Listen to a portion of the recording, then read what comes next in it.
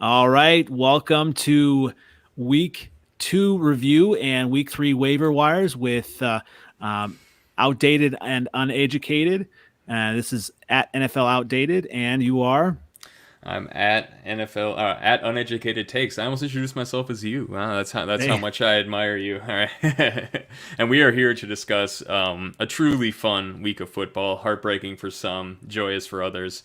Particular heartbreaking, joyous for that guy over there. Uh, I don't know if it's really joyous. mm, Obviously, week 2, it's really hard to know. I mean, yeah, I'm glad the Bears won. you snuck away with one.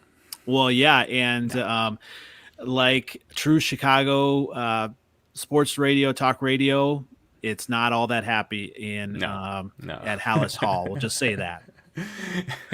You do get some good callers on Chicago sports radio for sure.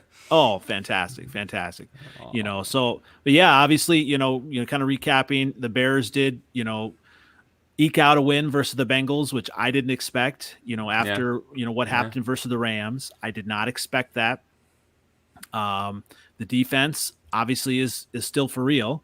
You know, Yeah, it showed signs of life for sure. And they certainly made Burrow come back down to earth, and those weapons come back down to earth. That was interesting to see. I was expecting a little more, and maybe it's just that the Vikings defense isn't that good, and that's why Burrow looked good the first week. And I think that might be the answer. And I'm slowly processing that within myself. well, and that's got to be tough. Obviously, Yeah, this division. After the first week, everyone had lost, and now you starting to yeah, yeah. see kind of the teams that might be for real. You know, as an outsider looking in, Hmm. I still think the Vikings have a shot. Right? Obviously, Yeah, um, sure. I don't know if they have a shot necessarily to win the division. This obviously is the Packers division. And and it's been Always has interesting. been. Right, right, and it's interesting also. Similar to the Bears talk radio, I went back and forth. Obviously, living in the Milwaukee area, living in Wisconsin, listened to Packers radio, and they weren't too happy today about Aaron Rodgers. Even letting it So, get close. That's interesting. They do turn back and forth quite a bit against their quarterback, their organization. It was a wild couple of weeks for them. well, yeah, and particularly, I knew, knowing a lot of my friends that were Packer fans, and then just knowing, Aaron Rodgers, he's a Hall of Famer, Yeah, surefire yeah, Hall of easy. Famer. Yeah, no problem. And just knowing them, and talking to some of them, and they were not happy all off season. Thought he was a prima donna, and he is. But obviously, when he gets on the field, and obviously versus a depleted Detroit secondary, Yeah, right? it's a get easy. That's a fun get right game. Detroit at Lambeau. Yeah, Yes. okay. So that would have been all in good, and especially with Aaron Jones, all of his performance and all of that, that was fantastic.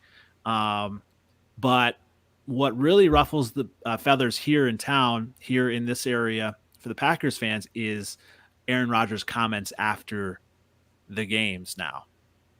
Oh, how he's kind of not really caring as much anymore. He's not being as tactful. No, well, yeah, exactly. He is just like he is spilling everything, whatever comes to his mind. He, basically said, I'm glad that I could pretty much shut up all the critics, and one game, all that stuff. It's interesting, and it's interesting that when things are winning, when things are going good, everyone Yeah, celebrates.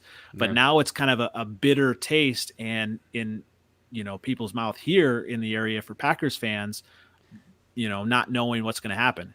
Oh, it's a soured relationship for sure. And Yeah. honestly, like I'm good with it, Aaron. You can step up to the mic and say I'm Aaron Rodgers over and like you know what I mean. Like he can say I support him 100% to go up there and tell it like it is. Same way I support Zimmer doing it after his press conferences, right? And it's good. It's good. It's good product, right? It's good for the NFL. It's good for us as like consumers and content creators in the NFL as Yes. well. Like go up there and say what you mean. No one wants to hear that like you give it all up to God and like you know what I mean, like all well and good, but like no Yes. one really wants to hear that on TV, right? We want to hear what Aaron Rodgers thinks, and he's a psychopath. I would love to hear his thoughts. Dude, that guy's crazy. Right. Yeah. No one really likes to hear on to Cincinnati. on to Yeah. Cincinnati, or Yeah. one play at a time, one game Yeah. at a time, Yeah. all that stuff. Yeah, exactly. And so for me, I'm loving it. It's obviously I'd rather the Packers not do well.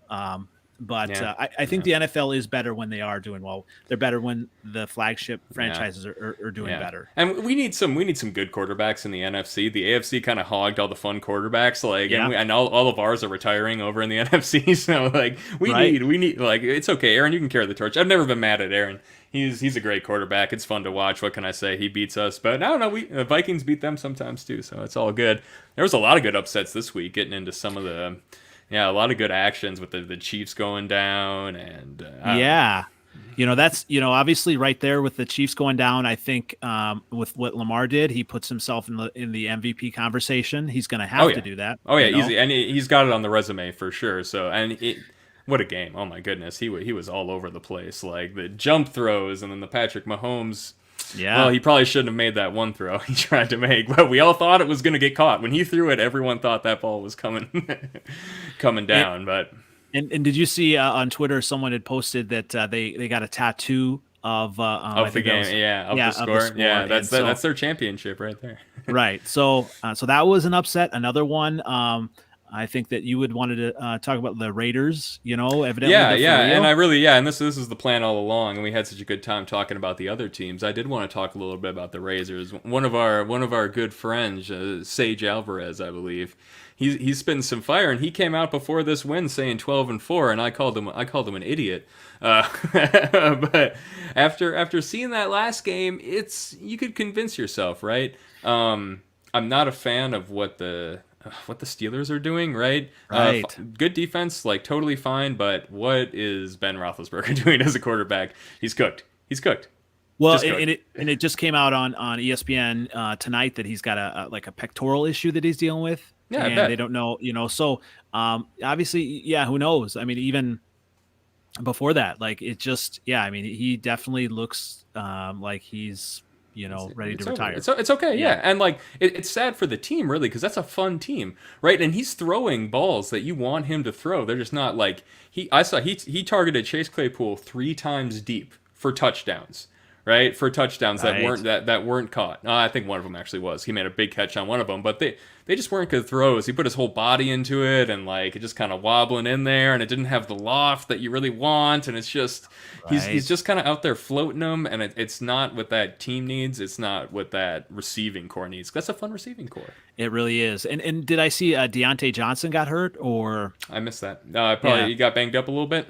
He must have, but then I believe he did go back in the game. So, but they really have a solid. I mean, receiving core. They obviously Najee Harris is exciting to have, but he really hasn't.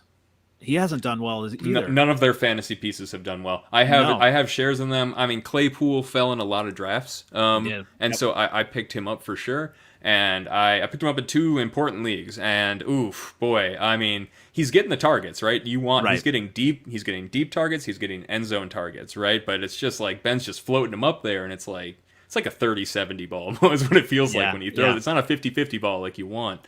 On the other side, they have an exciting defense. TJ Watt got hurt. That's unfortunate. It is, because he was out there already causing havoc. But it's just kind of, you can't.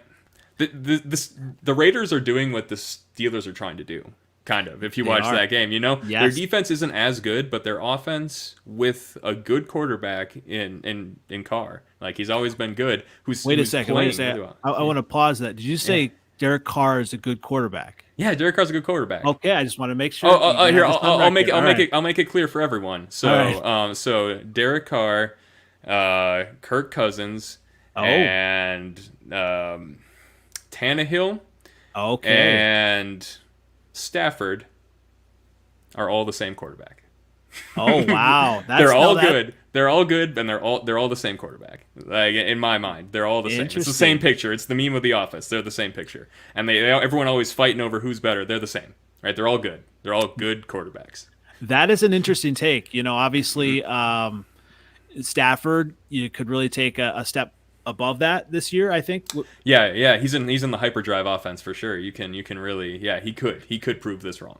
That's a whole nother conversation, as far as receivers and quarterbacks, but Yeah. yeah, I can definitely see that take of those four quarterbacks. They are similar, yeah. Or they have similar results. They're mostly 500 or sometimes a little bit better, right? For their careers, they're 500. They've been on like pretty good teams, and they Hmm. all have good arms. They can all run an NFL offense. They can call their own protections. They don't need dad on the sideline, like calling it into them, right? And they have some drastic shortfalls to their game, every single one of them, like to a T, right? Yeah. And it's not that they're bad quarterbacks. People hate on them. I hate on Kirk more than anybody, but he's not a bad quarterback. He just has faults. Right, and that's what I see in Derek Carr, but he's kind of elevating himself right now. He's looking Hmm. he's looking a little Drew Breesy back there. I mean, I'm not going to go there, but like Right. he's taking the ball, getting it out quick. Really nice game plan against that defense, by the way. Quick throws. They couldn't get the running game going with Jacobs, and we'll probably talk about him in a little bit because actually maybe right now. How are you feeling about Yeah. him from a fantasy perspective? Because it's been a rough start for owners, and I know he wasn't drafted high. He was kind of like a second round, kind of got like a RB2 drafted. But how should people feel besides bad? Like show them the light. Oh yeah, I definitely feel bad. And especially we don't even know if he's going to play this week. He's hurt, and what I was going to talk about, in that matchup, it would be interesting if he does sit. Kenyon Drake gets the bulk of the carries there, and right there, that's a quote unquote revenge game, right, Oh, against big time. the Dolphins, right? So that'll be interesting. You know, you never know, and so what here on a Tuesday we've got so many injuries. Derek Carr is hurt. I if Derek Carr sits, Then you don't like anyone, right? right, right, Then it's just don't maybe play Kenyon Drake for the volume, but absolutely, yeah. But other than that, you can't play the receivers. I know I have a couple of shares in these wide receivers, and I'm feeling pretty good about them long term over the course of the season. I got Ruggs on the bench, unfortunate, yeah. and I got Edwards on the bench on one or two like deeper leagues. Do you see anything coming from him in the future? Because I mean, he's getting some targets. They're passing a lot. So I'm wondering if he's going to get his shares. It's just going to be all Waller and a little bit of Ruggs. Well, it's interesting. Obviously, Edwards has the talent, right? Yeah. For this week, kind of going in, looking at the matchups, Renfro is really the matchup this week, and obviously we can talk about a little bit more of that on Thursday, but, Dolphins are tough against the outside receivers. So this week, I don't see even Ruggs having a very good game. It's interesting. Like, we talk about in fantasy, not chasing the points from last week. Yeah. And I caught myself. I've done this before, but with Antonio Brown, he had a good week one. You start him, he doesn't do well. Yeah. So some people may, want to, go with, okay, Ruggs. He had this great game. Let's keep going forward. You just can't. You can't do that. You got to look at the matchups, right? And Renfro would be a good. If he's I do have him in a couple leagues. So third and Renfro, he's good to stash in a 1 point for sure. He is, obviously in a deeper, deeper league, but if you really want to roll the dice, and sometimes I think, I look at, I don't know how you do this, but I'm in 10 leagues. So I try to, I try to have some, it's a lot. But I try to, have my mainstays, but if I'm going to be like close, or if it says I'm going to be maybe even 15, 20 points behind someone, I try to roll the dice on someone like a Renfro and just say, go win me the game, and that's, kind of knowing some of the matchups can kind of help in that. And obviously you hit and miss, but obviously it helps really to play the waiver wire. And I think, as we're kind of looking at the waiver wire, who are some people that you have, everyone's got to get, Absolutely. yeah, So for I got a couple of KJs. yeah, I got a KJ Hamler. I just looked at a couple of my waiver wires. I only play with good players, so like these aren't scrub waiver wires either. yeah, So I got KJ Osborne, KJ Hamler, Hunter Renfro, Cordero Patterson are just a couple of wide receivers that I see on the waiver wire, and I was wondering. I'm not sold on Cordero Patterson because I've been on that roller coaster before. We've seen what he does, right? But KJ Osborne and KJ Hamler are both really interesting to me. The Vikings, KJ Osborne is busting on the scene, and now don't go chasing the points now. This is a buy to stash with KJ Osborne, right? Yeah. You are not buying to start KJ Osborne this week. Not with the way this offense operates. You got to see how it plays out long term because. But right now, the starting tight end, who everyone was really looking forward to, is out for the year. Herb Smith. Not quite the year, but until probably December in that range, right? And so the Vikings are running way more 3 and even 4 wide receiver sets, and KJ Osborne is separating himself from the pack. He looks legit. He's a legit wide receiver. He's good after the catch. And so this last week, that was a busted coverage. Someone put it out. He was the most open. He was the 4th most open wide receiver in the past 5 years.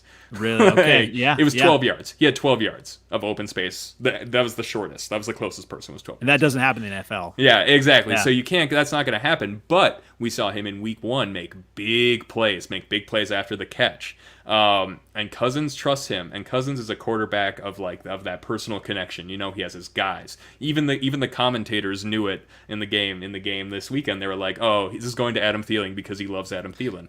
Yep. Well, if he trusts you, you're in the club. It's not just Adam Thielen. He will throw it to KJ Osborne on 3rd and 4th down for sure, and he's good after the catch. So that's like a deeper league. That's a flex. That's a flex, or that's a stash in case of an injury, right? Right. And then KJ Hamler is someone I think you maybe, I don't know how you feel about him. I think maybe you could play. I read a story the other day that Teddy Bridgewater requested KJ Hamler's locker be put next to his before the season started. Wow, there's a connection there. And I faded him because Teddy doesn't have a good deep ball, usually. Right. He's having a good deep ball lately. But I faded KJ Hamler coming into the season, but that surprises me. How do you think about KJ Hamler in particular? Well, and I haven't really kind of looked at the Broncos offense, obviously with Judy going down, right? Does he get more targets because of that? I mean, is KJ Hamler kind of more in the slot or on the outside, or where does he kind of fit in that offense that you see? He's a take the top off type of guy, yes. Right? And that's why I faded him a little bit before the season, because that's not Teddy's game. Teddy's not a take the top off guy, but with Judy down underneath, and Teddy's been hitting those throws a little bit. I mean, he did underthrow that big throw. Let's be honest, that was an underthrow. KJ Hamler really nicely adjusted to it. But if he trusts him, Teddy's going to put it up. And if KJ's there to catch it, I think you can. If you're in a tough spot, you can start KJ Hamler right now, this week. Right. It's not, but it's not my. I'm not. But if you really need, if you're especially in standard scoring or maybe even half point PPR, full point, you might be a little disappointed. But I would be okay taking. I would put him on my bench for sure, especially if that connection grows over the season. Well, when I talk about waiver wire is so important, not just for your starters, but like you said, like stashing and I try to tell people all the time, use your full bench. You can use it as defense. Maybe if someone needs wide receiver, go ahead and pick up one of these guys to keep away from your opponent, or even to stash, and you always use it always pains me when I see someone in the league and they've got someone who's been on IR for 3 weeks. It's basically out for the season. I'm like, stop wasting that spot. Like, there's so many good players that you could at least have, and then you won't have to worry about waiver wire later on the season when it really matters. Like, you'll have them ahead of time. Like KJ Hamler, I think would be very important. And I wanted to ask you about Osborne because I was seeing, obviously in some of the waiver wires that I was looking at, Osborne was up there, and I really hadn't heard that name before. So that, I think that's an important take there with KJ Osborne, Hamler, and you wanted to talk about Hunter Renfrow as well, right? Well, yeah, I might even play Hunter Renfrow this week, especially off your advice. Cause I do have a couple shares in Renfrow because he's so easy to get. You can get him with the last pick. You can get him off the waiver wire every year. The slot receivers, like the Michael Beasleys, the Hunter Renfrows, and we've seen what Hunter Renfrow could be this year's Michael Beasley. If these, and I know we've gone way off from this, but if the Raiders keep playing the way they are with that pass heavy offense, especially with Jacobs going down. Yeah. We'll see how the injury plays out, of course. But if they're going to be this drop back, quick pass, and then bomb offense, if they're going to be kind of like a spread air raid type, like it's not really what they're doing. But if that's the style they're going towards, Renfro is a big part of that. He's going to get the ball on third down. He's going to get the ball on fourth down. And, you can make a living off that in full point PPR if you're going to get a quick 10-yard hit. If you get 4 10-yard hits a game, you're not losing on your flex position then, right? No, Right? And sometimes you got to do that. Sometimes you just got to survive. So I'm actually good. I'm not chasing Cordero Patterson, though. These 3 I'd be fine grabbing if I needed a wide receiver, the 2 KJs and my guy Renfro, but I'm not chasing the points on Patterson. I don't think that's real. I would agree as well. I mean, obviously, it cuts into Mike Davis, right? But Yeah. I'm not going to chase that either. A couple of people that I might chase, that I don't even know if they're available. Let's see. J.D. McKissick. I bet you can get J.D. McKissick in a lot of leagues. Right. And I bet you. I didn't look for him particularly. I didn't even look at the running backs. If I don't know who I'm like. Yep. Running back at this point in the season, unless someone's injured, running back waivers. If you want to take your shot, take your shot. But it's anyone's guess for the most part. But yeah, J.D. McKissick, and he really has found a place in that offense. Like even with Gibson, he just really, obviously he's done better than Gibson so. Yeah. That's Gibson, and I was a big Gibson guy, but I was never in a good position to draft him. But Gibson lovers like myself, Gibson enjoyers out there are having a bad couple of weeks. That's me. Yeah. That's why this week I went 6-4 in my league. So hey, So I like McKissick. Obviously the other one, and for your Cowboy fans here, Tony Pollard. He is really. Even in that first game, you could really tell how much they trust him in the offense, and he's just a versatile player, whereas Zeke, he just, obviously he is what he is, but Pollard can really, he can catch, pass out of the backfield. He can, yeah. Yeah. Pollard looks better than Zeke. Yeah. Like watch him. Like I'm not saying he is better, but he looks better right now. When he gets the football in his hands, watch how, and like it's hard to quantify like something like how someone looks electric, right, or something like that. Right. But he looks like he has more life in him right now as a runner and as like as a yak guy than Zeke does. Zeke looks like a dead ass out there. Like he looks like he doesn't have it right now. Like he doesn't have the steam, and I hope he gets it together for sure. Love me some Zeke. Got Zeke. Auto drafted him in a league accidentally. and I don't know. I mean, it's interesting, and I haven't studied it enough, but is it maybe he's not a good fit for this offense? For what Mike McCarthy wants to do. I mean, that's probably a whole nother can of worms to look at. So. Yeah, I mean, he's the spoon guy, right? You got to feed him, and if you're going to be in a passing attack, which this offense should be, like let's be clear, if Zeke was the best pure running, if Zeke was Adrian Peterson in 2012, this should still be a passing offense, right? Absolutely. If Zeke was prime LaDainian Tomlinson right now, should still be a passing offense because it's just that ridiculous the amount of talent they have spread out.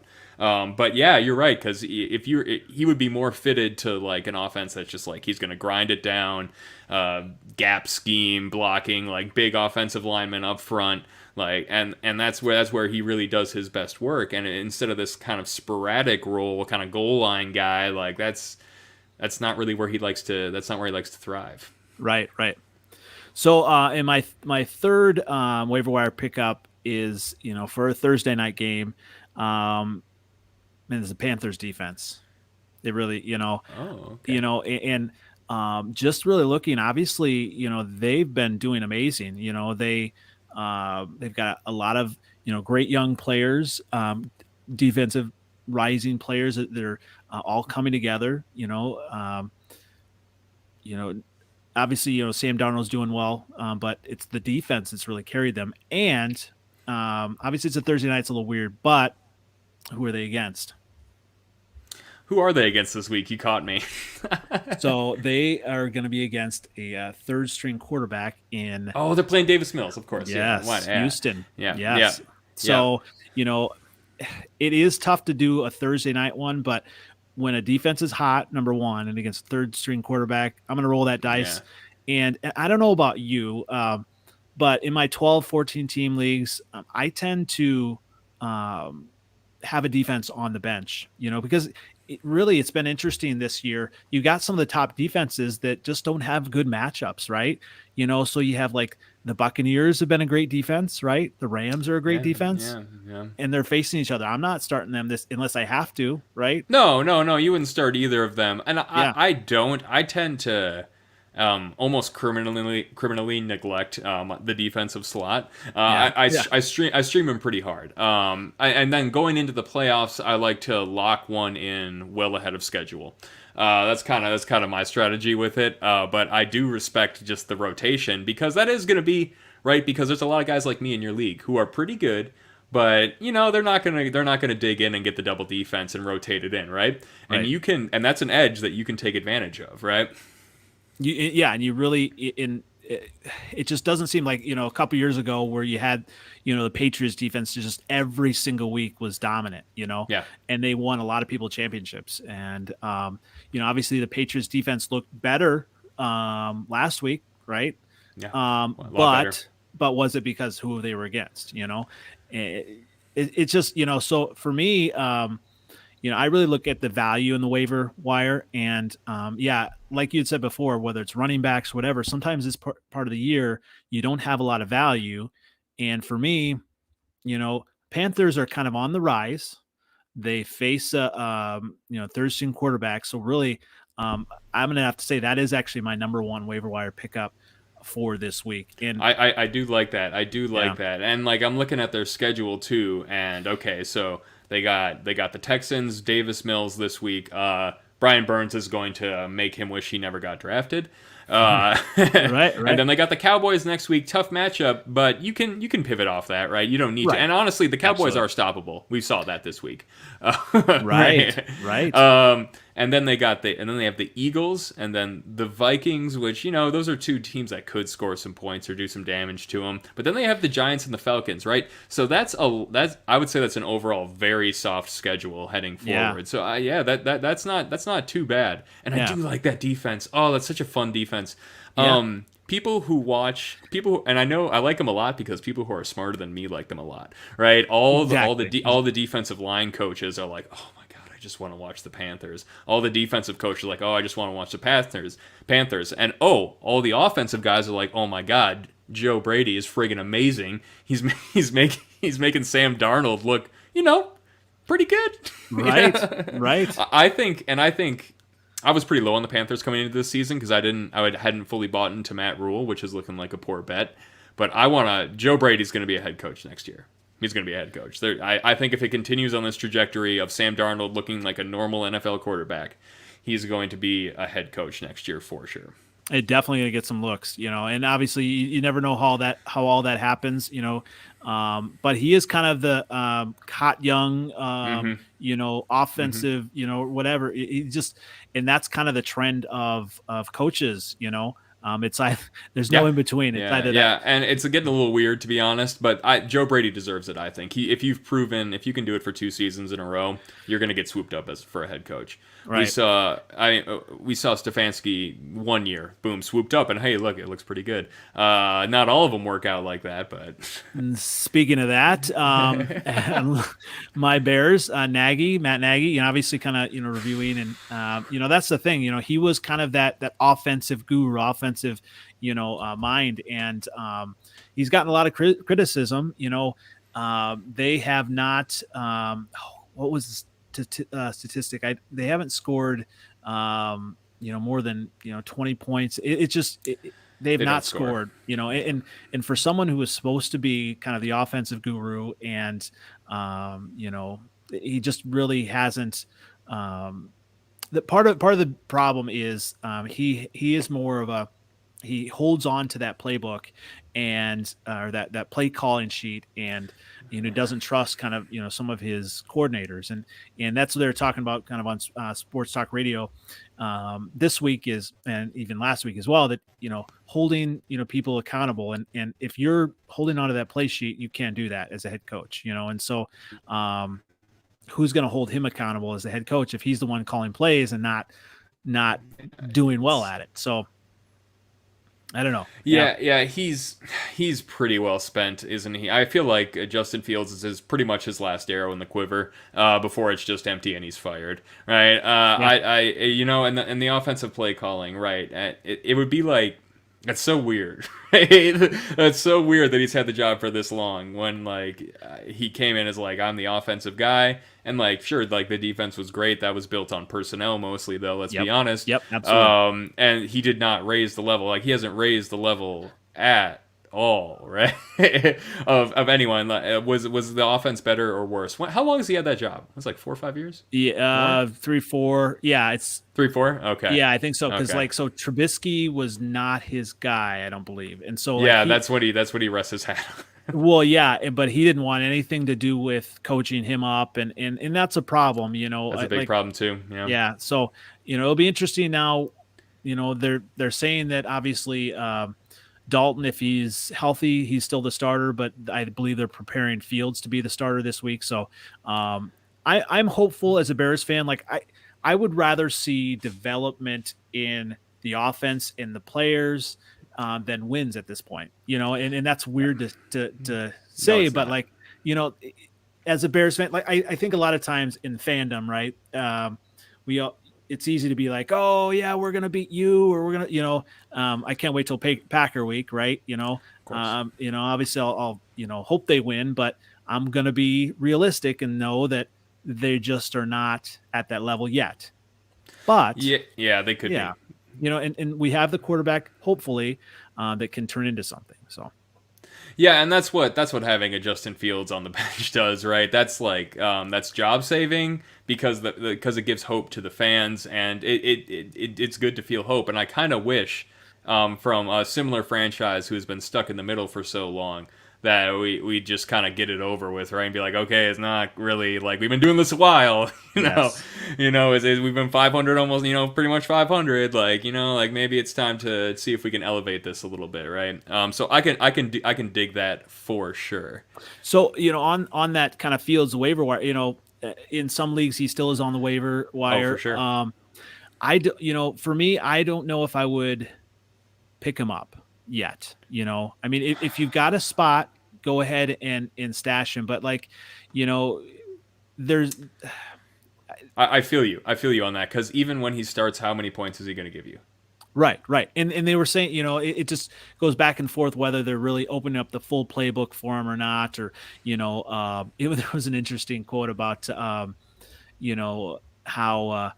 they think that Andy Dalton is a master of the playbook, and Justin Fields is not yet, and some people were kind of laughing about that. Well, he should be at least a master. He's been a competent quarterback, or at least in the league, which quite a bit, but there's just a lot of things he can't do physically. He's capped, in some of the things he can do. Absolutely, yeah. And we're all waiting. Everyone's waiting. The whole NFL's waiting for it to happen. We all want to see Justin Fields play and see what he can do, because it'll be fun, right? Absolutely. I got one more thing before we sign off here. I'm gonna try to introduce this, right. This is the worst trade of the week. That okay. I'm not gonna put it on the screen. All right, yeah. Because I don't want to embarrass this guy. But so this person, fresh off the frustration of a Najee Harris underperformance again, and once again we talked about that game. I wouldn't panic on Najee Harris. I mean, maybe a little bit, but that offense just isn't good. So that's what's going to happen. Yes. If the offense doesn't score points, running back's not going to score points. It's Yes. End of story. Yep. It's the one thing you need is an offense that scores points. Yeah. But anyway, so fresh off the disappointment from that, this is kind of my mess around league. This league I don't take as seriously. I got offered Hill, Tyreek Hill, and Najee Harris for Ezekiel, Elliott, and Daryl Mooney. Wow. Did you Smash. Did you trip over yourself? Maybe we'll talk about this another day. My drafting background comes from Magic the Gathering. That's where my draft strategy comes from too. Nice. Where you don't pick a path, you let the path come to you. Right. Nice. the phrase in that circle of Magic the Gathering drafting is windmill slam for a pick. Nice, nice. Windmill slam, pick that one. Yeah, so I'm gonna try. I'm gonna comb my leagues. Maybe you can too. I'm gonna comb the internet, and we're gonna bring a bad trade to the table every I like week. that. I like Yeah. that. That's a great, yeah. But there is veto in this league, which is complete trash. I didn't know that going in, and it's a 3-day wait period. Like what? anyway. So yeah, so the leagues that I'm a commissioner in, I try to watch that, and I did veto, and my son was pretty upset about me.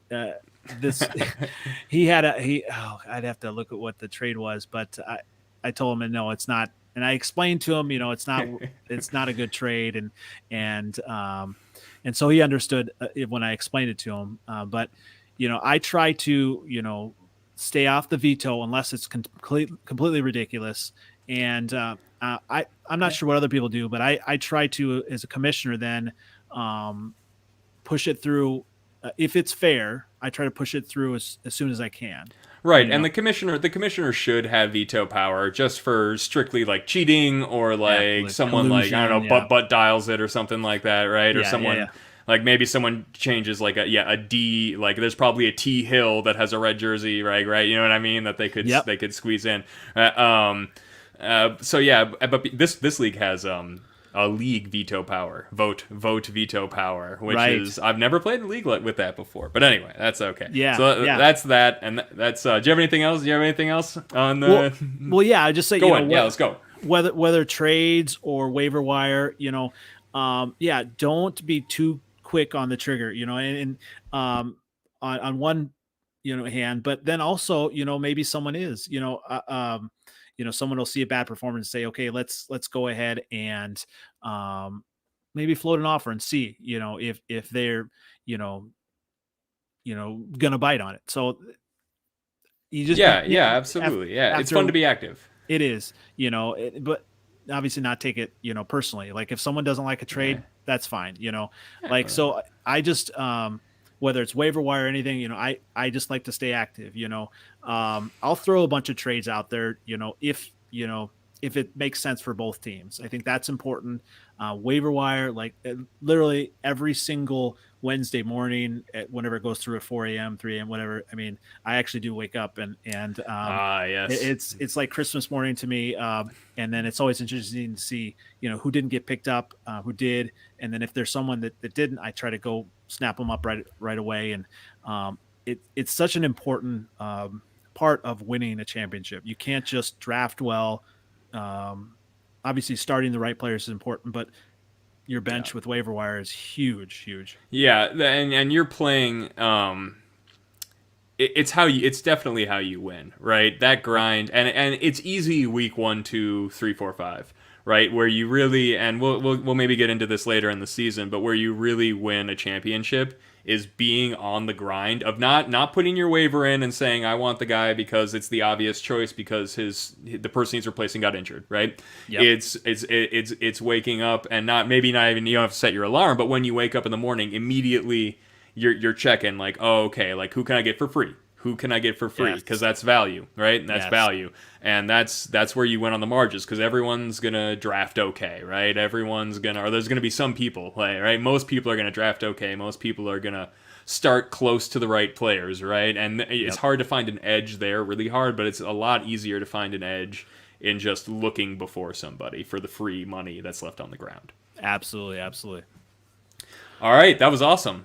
Very good, yeah. So looking forward to maybe a Thursday night show, preview a couple games. I know we're definitely going to do the Rams-Bucks, and we're probably going to squeeze in something else, a couple other games for sure. Absolutely, I'm excited. So yeah. All right, excellent. I'm Uneducated Takes. You can find me at that on Twitter, and I'm at NFL Outdated. You can find me there and wherever winning fantasy football is happening. So there it is. All right, thanks, folks.